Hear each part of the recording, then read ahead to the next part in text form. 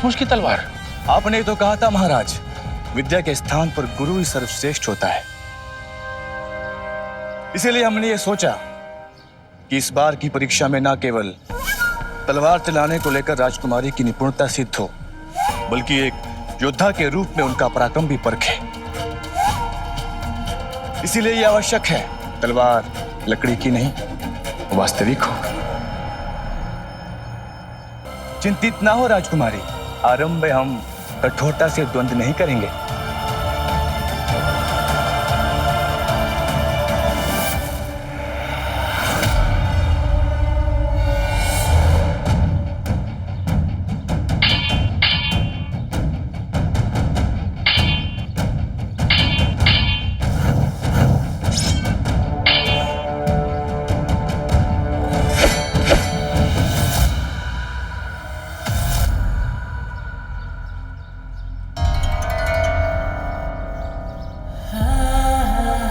राजकुमारी, प्रहार।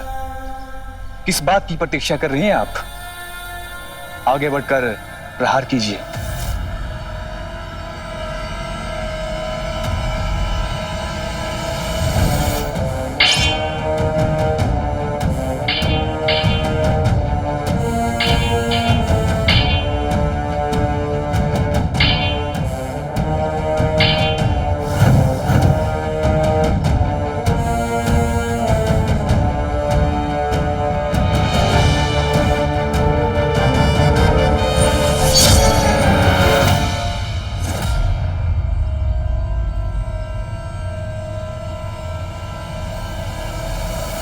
नारायण, ये क्या?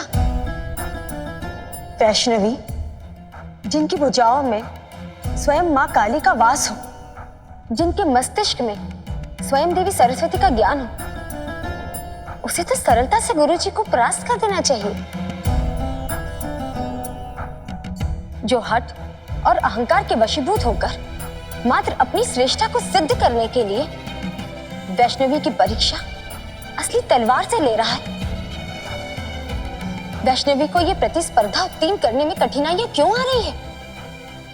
हमने महाराज रत्नाकर को वैष्णवी को प्रशिक्षण देते देखा है, और वह जितनी उत्कृष्ट गुरु है, वैष्णवी उतनी ही उत्कृष्ट शिष्या है। परंतु इस क्षण जो हम यहाँ साक्ष्य कर रहे हैं,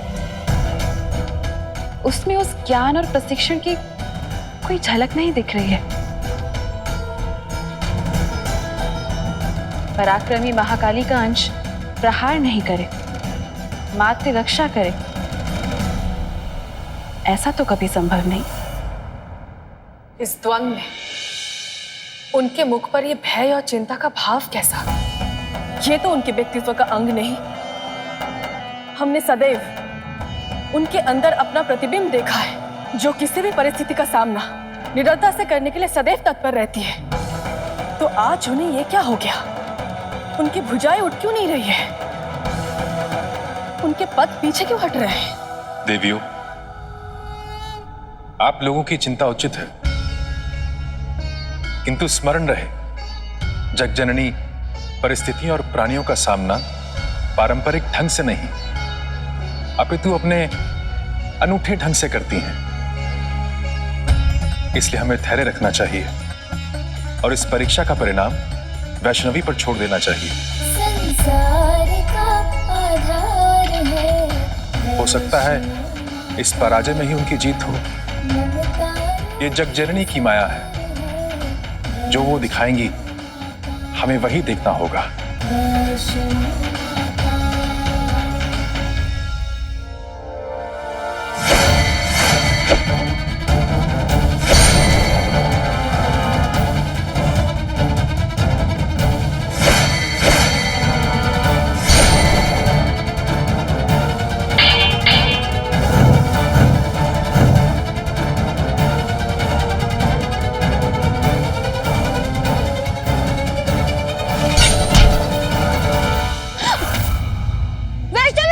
वैष्णवी पुत्री,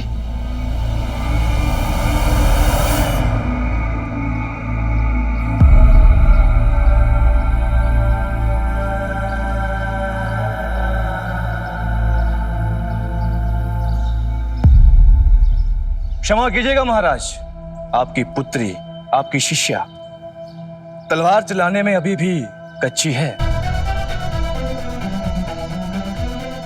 सिद्ध नहीं है। आप स्वयं इसके साक्षी हैं। अपने शत्रुओं पर प्रहार करने का पराक्रम उसके भीतर नहीं है।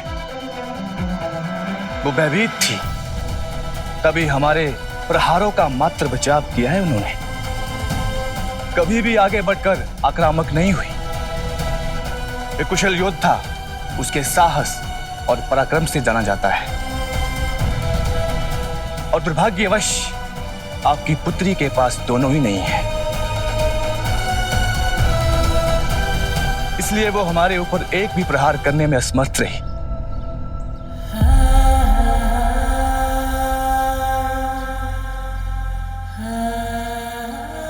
गुरुवर, यदि आपको आपत्ति ना हो तो परीक्षा का दूसरा चरण भी पूर्ण होने दीजिए, परंतु इस बार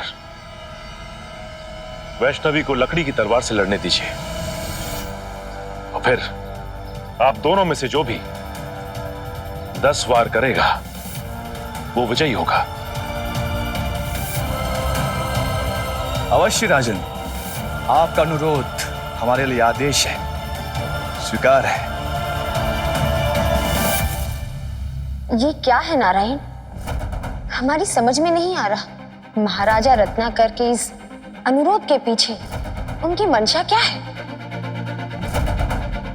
देवी, वो इसलिए क्योंकि गुरु समझ गए हैं कि उनकी शिष्या प्रथम बार में अनुत्तीर्ण क्यों रही, क्यों पराजित हुई।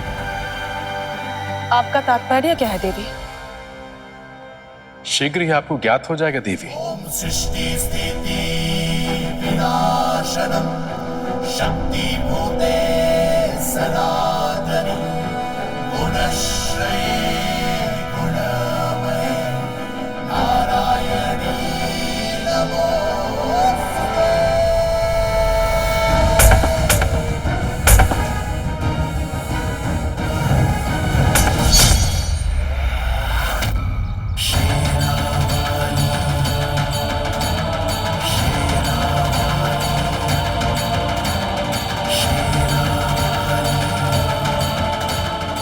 प्रथम बार वैष्णवी द्वारा।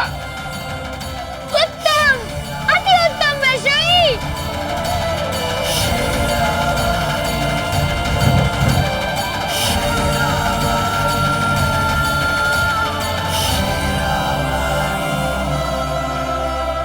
अद्भुत वैष्णवी, अद्भुत।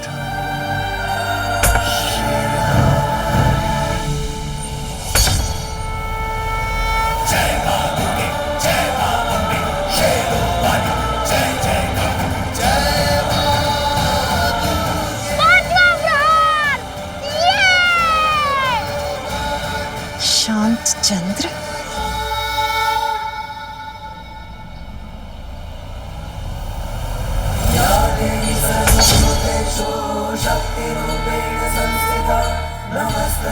ये वैष्णवी का 7वां प्रहार।